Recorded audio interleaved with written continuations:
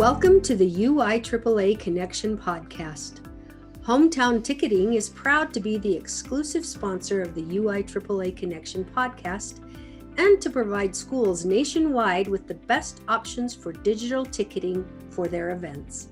Visit their website at hometownticketing.com to learn how they can make digital ticketing possible and simple at your school. Thank you to Hometown Ticketing for their exclusive sponsorship of the UIAAA Connection podcast. Welcome back to another edition of the UIAAA Connection. I'm your host, Mark Hutch Hunter. Today we have as our special guest, Susan Hatch, the Director of Athletics at Manti High School. Welcome to the podcast, Susan. Thanks for having me, Hutch. Let's have you begin by letting our audience get to know you here in Utah and across the nation, and let me get to know you a little bit better because we've only known each other for less than 2 weeks. Talk about your youth, where you grew up, where you went to college, your first job, etc. Okay. Well, I pretty much grew up here in Manti. My family moved from Salt Lake when I was in fourth grade. Growing up, I played sports. I was one of 5 children that my parents had, and I was they would call me, my dad's favorite daughter because I would go and play sports with them. When he was playing church ball, I would be down at the other end playing basketball. He would play catch with me. My mom coached my softball team. And so growing up, sports was a very important aspect of my life. Little did I know that would carry on throughout my entire life. Growing up in high school, I played on the high school basketball team and volleyball team. They didn't have softball at that time. And then growing up, my first job, that you'll laugh at this, in small little Manti, I worked at a 3-aisle grocery store. And that was just a fun little place that had the best meat ever. So something that's probably a little, I don't know that very many people would say that they've been to a grocery store that has 3 aisles total. I went to school at Snow College after graduating from Manti High School. And then I did not finish school until I went back later after I had kids. My husband and I have 4 daughters, and I didn't go back and finish my education until my youngest was in kindergarten. And that's when I started to go into the education background field.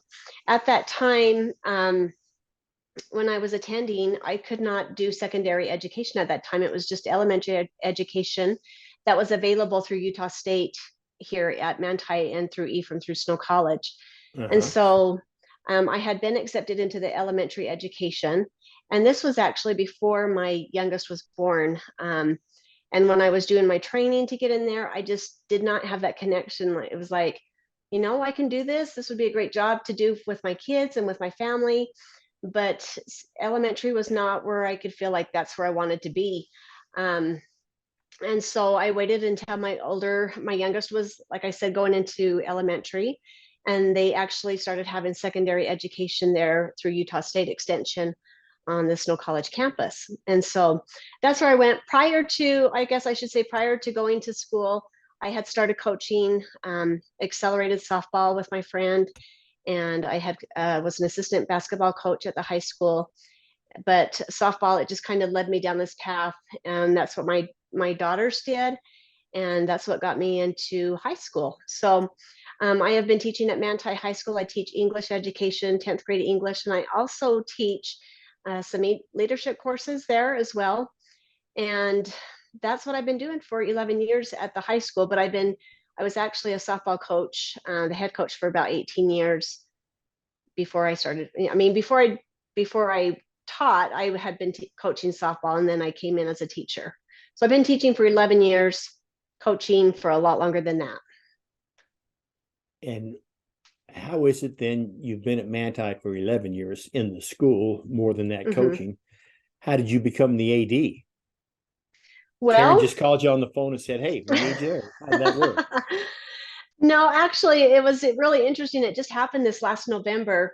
In May, after my last season of coaching softball just last year, I retired from, like I said, from coaching softball, was just planning on teaching, and always just kind of in the back of my mind, I thought it would be interesting, just the athletic directors position. That's always just kind of been in the back of my mind.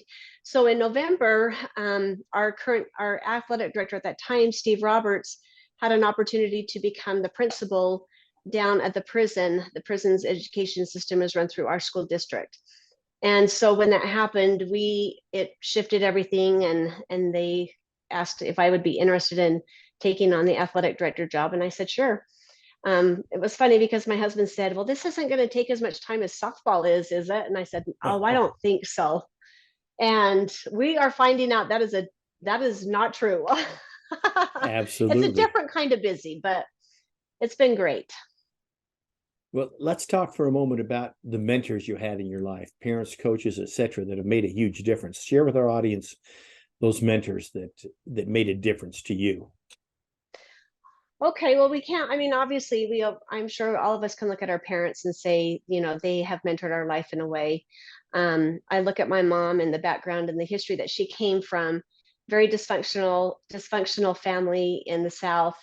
And she had to move away from that she knew that the best thing that she could do for her family would be able to move away. And so leaving Alabama and coming to Utah in a whole new realm of a lifestyle was completely different from her. So she gave us a good start as a family, as a leader in working through hard things and learning how to get through hard things. My basketball coach, the year that we took state my freshman year in basketball, taught us the value of hard work and pushing through things, and that life is not fair. Kathy Jarvis was one of my coaches. I'm sure you remember Kathy Jarvis. She was a former athletic director. She was my volleyball coach, and she was also a basketball coach and a great mentor to us in learning, continuing to learn and grow and understand that sports continually evolve, and how our relationships and how we act and how we present ourselves is always going to be something that people will remember our schools and our communities by. I have fellow coaches who brought me into, through accelerated softball. Like if it hadn't have been for, say, for instance, Leslie War, I probably wouldn't have had this coaching position, because she's the one that got me involved with accelerated softball and really extended my love of learning for the sport. And then my current principal, Karen Soper, she just is one amazing lady who is how she handles relationships, how she works with people, her vision for what the high school, should be and what the athletic program should be, and her belief in our coaches and the student body.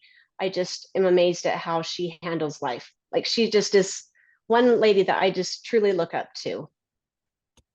Well, that's awesome. Speaking of Karen, I spoke with her today at the executive committee meeting and told her Yeah. that you were going to be on the podcast. So she was excited. Let me ask you this. Going back to when you were a student at Manti, did you get to associate with Wilbur Braithwaite, the famous Manti legend? We did. Yes. And He because was a tennis he's coach, the basketball coach, summer tennis. well, I just don't know anybody in Manti that whoever taught me, because Wilbur is like the Manti legend. He's coached for so long and so in so many different sports. He had such an effect on everybody. And I was wondering, so he was probably there when you were still in high school. Yeah, he was. He actually wrote a poem about my husband in his class in basketball, which I'm sure a lot of students can say that he wrote a poem about them as well. But such a classy family, such a class act in how we handle ourselves in situations. And he really taught the philosophy of like sports allows young men and young women to become great leaders, and that it's not all just about winning. It's what you learn from the game and the process of becoming who you're meant to be. So he was a great mentor. Great advice. Let me ask you a personal question, Susan. What's your greatest failure or disappointment in life, and what did you learn from it? Oh boy. When I saw this, I was like, holy cow. When I would get test anxiety taking tests. And when I was trying to pass my praxis, being older, I failed it several times to even become an English teacher. And I thought, oh my gosh, how many times do I have to fail this before I can pass? And so the one thing that I have learned is that you can look at failure as a learning tool. You're learning and you're growing, right? And so There's always something to learn from it. And when you're learning to do something different, and how you handle failure, do you become a victim of it, or do you become a person who learns and becomes better because of it? And I think from that failure, I can relate to students.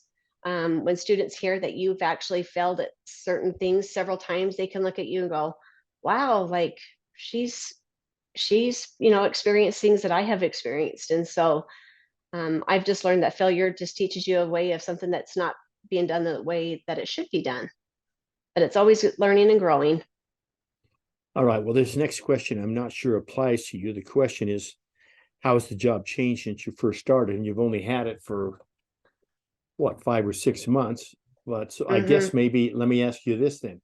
In the 5 or 6 months you've had the job, going back to your earlier answer, how have your eyes been open to how much more inclusive this job is than you thought maybe it was when you started? Well, paperwork is like just making sure that every student is in compliance with what they're supposed to be with the High School Activities Association. And it's not just dealing with the students and the coaches, it's dealing with the whole community. It's not just this little, oh, I'm here at the game and I'll make sure everything's ran correctly there. It's like you have to make sure that the officials are taken care of, the crowd is taken care of, and it's just the backstage behind that, like having those relationships with the community members and your businesses. And oh my gosh, the list could just go on and on and on. Like I didn't realize how much it entailed. Let me ask you this. Excuse me. What are the other schools in your region Who that you are have to they? travel? Yeah. Presently we have North St. Pete, Delta, Union, um, Juab. I think that's it. So So right now there's UAB's, six, but our new region is way big. We have 8 schools in our new region this coming year. and then so I want you to talk about not so much North St. Pete because that's just up the road. But I realize probably your closest school after that may be Juab. Then, of course, to get out to Delta, that's another at least 45 minutes or an hour. To get out to Union, that's, I guess, depends on what road you take. So, what are the challenges of being in an AD in a region that's so spread out? I ask that because I come from the metropolitan area. I was in Jordan for 34 years. And with the exception of the first year when we had Uinta and Union in our region, the farthest we went was Tooele. I mean, it was Murray, it was Judge, right there close. But that's got to be quite an eye opener for you when you've got schools that are quite spread out. So talk about that challenge. Yes. So Union, I think most of the time when the teams leave to go play Union, they are leaving. So say for instance, if the game begins at 3:30, they're leaving at 10 o'clock. It's a good 3.5 hour drive to get there. Delta is a couple hours away. And so it's a time commitment. But I think what we've had to learn as, what I have fallen back on, what I've seen, and I guess it's kind of my perspective too, like with coaching, you have to look at what is best for all teams involved, because what may be best for Manti North St. Pete is not always going to be what's best for Union versus Manti or Manti versus Delta. And Sure. so I think with our communities where we are so spread apart, you have to be willing to sacrifice some time. I know with our upcoming region, we were questioning, do we play each team twice, home and home? And because some of these teams are so far away, we have to look at what's going to benefit all teams rather than, well, we don't want to have to travel that far. And so can we just mix it up? And it's like, no, we have to do what's best for all involved. You have to have that win-win mindset for everyone to experience success and to have the best opportunity for all teams to play each other. I'm interested in your perspective on becoming the athletic director after teaching at the school for 11 years, coaching at the school for 18 years. Do you think that experience of coaching and being at the school before you became the AD was helpful? Or do you think there was drawbacks to it? So what's your take on that? Well, I actually still teach full time. So on top of teaching and doing the athletic job, I think as a as a teacher there, versus not being there beforehand, I think I get a better perspective being at the high school, because I'm able to see, have interactions with teachers, with the students, with the administration, with other coaches and whatnot. And so I think it's been an eye opener to me that connection with being able to be there with everyone is, you get to see a different perspective of what the students are doing or what the students aren't able to do, or where the coaches need help. And so I think it's beneficial for me in seeing that it's not just this one vision of like, oh, this is how I see how an athletic director is. It's like, well, what about this coach that needs this help here? Or sometimes you're just spread in a whole bunch of different areas, and you realize that you need the administrative, like I have Principal Soper, I have Vice Principal Palmer, and they are fantastic to help. And just having that relationship with the coaches makes it so much better experience, I think.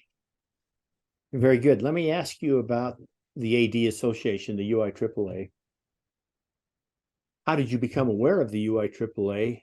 And then how did you become aware of the conference? And then I want you to talk about your first conference, which was only a couple of weeks ago, and just give your impressions, because they don't want to hear from me because I've been to probably 33, 34 of them, but they want to hear from you as someone who's new to the UIAAA, and Okay. exactly how you heard about it and how you got to the conference. Well, I had heard about the conference, when I was a coach and when I was teaching when I've been teaching at Manti High School, like our athletic directors every year, them and the principal or the vice principal, I knew in the springtime always headed down to St. George for an athletic directors conference. And one of my friends that was an athletic director, I said, hey, like this was probably 5 years ago, I remember asking them, like, what does it take to become an athletic director? And they said, oh, there's some courses that you take, and there's this conference that we go to, and there's courses that you can take down there, and you learn from other athletic directors, and they shared some of that information. I thought that sounds kind of cool, Little did I know that would become like my opportunity to have that. And so when I was offered the job, Karen had mentioned that there would be an athletic directors conference in the spring, and to make sure that I signed up for that. So when that opportunity came through, Steve, who was the old athletic director, forwarded that information on to me, and I reached out to you guys to say, hey, I'm the new athletic director. What do I need to do to sign up? And so I don't know if it was you, Hutch, or someone else had sent It some was me. information. Yeah. Oh, good job. Thank you. You sent the information, and got involved with that and signed up for that. The conference, to me, it was interesting because I've been to several different types of conferences, um, and whatnot. And I just really appreciated the fact that everyone there was willing to help, willing to share information. And at that conference, I just realized I don't know a whole lot. And so I am open to any suggestions, anything that would help me to become a better athletic director. There is a lot of athletic directors like you who are willing to help those of us who are brand new along the way, and to teach us things and to help us guide us on different decisions that we need to make, or if we have conflicts or if we have questions. Like, you're not afraid to just jump in and treat us as someone that you knew long before than just 2 weeks ago. And so I just appreciated the camaraderie that was there and the relationships that you guys had. I just left there feeling very comfortable and knowing that if I need help, I know where to go to get it. Well, thanks. That's a great perspective to have. What's the favorite part of your job? I would say between being an athletic director and a coach, yes, I got to know the softball girls very, very well, right? But I love the aspect that I get to see a whole different realm of, like, not just the softball girls, but it's a lot of the different athletes that I get to have relationships with, and seeing the kids and seeing the sports from a different perspective than what I saw as a coach. And it gives me an opportunity to see the different ways that kids, are coached, the way that they are being taught. And the thing that I like too is that I have the opportunity to create a culture, to help create a culture that I want Manti High School, and I think Karen is the same way as our principal. We want a culture where our students can feel safe and they can thrive and be the best that they can be, and recognize that sports is an opportunity as well as their education for them to better themselves. And so I think we have the opportunity to set these expectations and these standards and make sure that they come in alignment with one another. And by doing so, we can create a culture that's one that when people hear of Manti High School, they can be like, that's a place where I would want my student to participate. Excellent. Let me ask you this. You've been on the job for 6 months now. So what's one common myth about being an athletic director that you would like to debunk to the general public? It's not always easy. And there's decisions that you have to make that it's like, it doesn't just impact one person, it can impact a whole team or a coach or something, and it's not always easy. I don't know. I just sometimes I think I looked at it like, oh, that shouldn't be a problem to be able to do that and that, but teaching full time and coming in as an athletic director and still learning, it's like there's a lot to learn, and what I do can have a big impact on not just sports but the school as a whole. Excellent answer. Let's finish with a couple of questions. The first one being, and I realize that your input on this is really going to be fascinating, because most of the times when I ask this question, the ADs have been around for a minimum of 4 or 5 years, but you've been on the job for 6 months. So I'm interested in your perspective. You've got 2 suggestions to give a brand new AD, someone like yourself, and they Okay. need to follow these 2 suggestions in order to be successful. What would Susan's 2 suggestions be?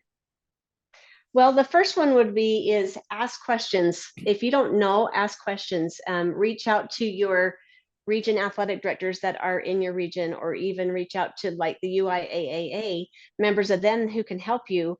I've also, called the UHSAA because I want to make sure that what I'm doing it right. And so don't be afraid to ask questions. Don't be afraid to ask for help. I think it's a growing field, I think, and there's always things to learn from it. So don't be afraid to ask questions. The next one would be is make sure that you are building relationships with your coaches so that you seek to understand, then be understood, and see how you can best serve them in their area so that they can have a successful program. But you have to be like between the administration and with the coaches.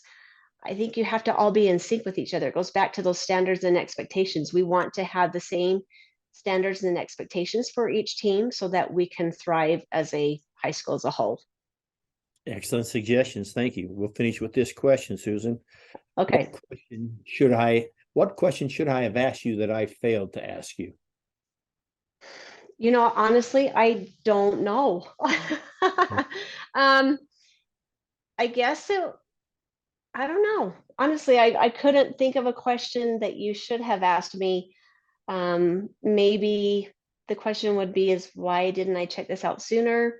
But it's always just kind of been in the back of my mind. I look at this as an area for me, or an opportunity for me to grow and to continue to learn and excel. But I love to learn. I love to be challenged. And I think we do that through meeting new people and learning from others. Well, let me ask you then, why didn't you check out? Well, obviously the answer is you already had an AD, but why didn't you look into it sooner? Probably because I loved coaching softball, and that was my favorite thing to do. But I didn't see that as an opportunity at that time. But when the thought came in my head, you're done with softball last year, it was like, you're done. And I don't know, it just kind of fell into place, I guess, as it should. Perfect. With that closes this edition of the UIAAA Connection. Again, our special guest today has been Susan Hatch, the Director of Athletics at Manti High School. Susan, thanks so much for being on the podcast. Thanks for having me. For our listeners, we hope you tune in again next week for another edition of the UIAAA Connection.